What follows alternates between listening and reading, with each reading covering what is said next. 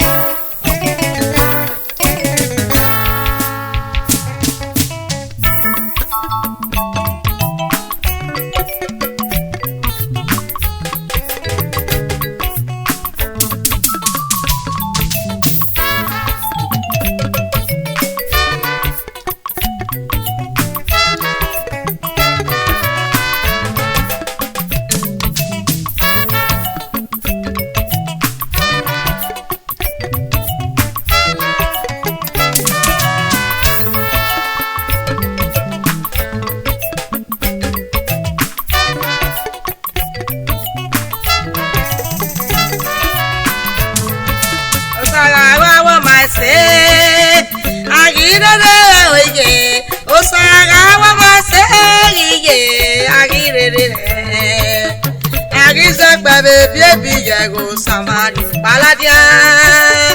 Upale Sade la Diabo Edona Obaseki I said you ya ite I said you ya we mamie I said you ya la kona Upale Sade la Diabo Edona Obaseki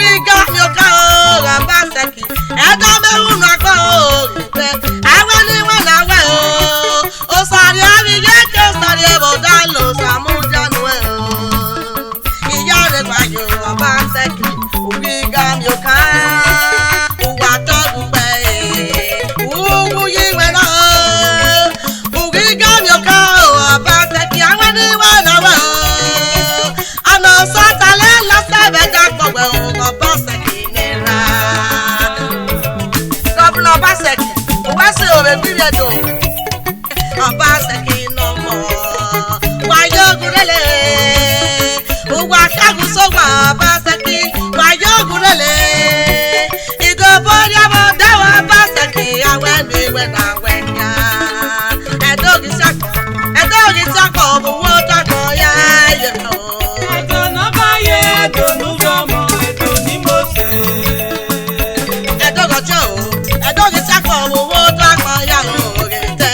Edo no ba ye edo nu zomo edo ni mo se aga biale mo Iyedo no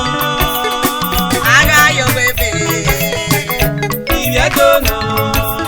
aga bolo wa na ma se ba ko Iyedo no ata se no enegbe e ba ko Iyedo no aga dogoto no ma se ba ko Iyedo no aga ya we ko na ye Iyedo no maga kenele la Obaseki na gbada na we de na yi o yese gba ma mi aga we ko ni ma tun de yo ni o ma ma se do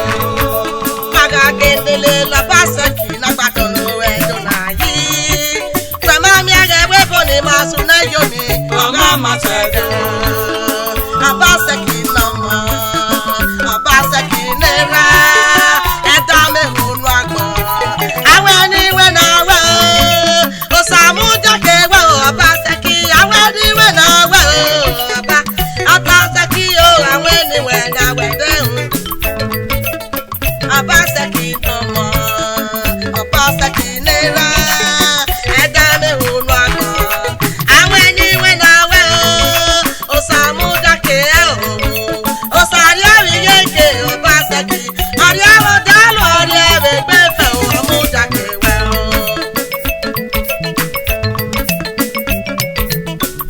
Governor of Edo State, Godwin Obaseki. Iyaro ga yobo wie,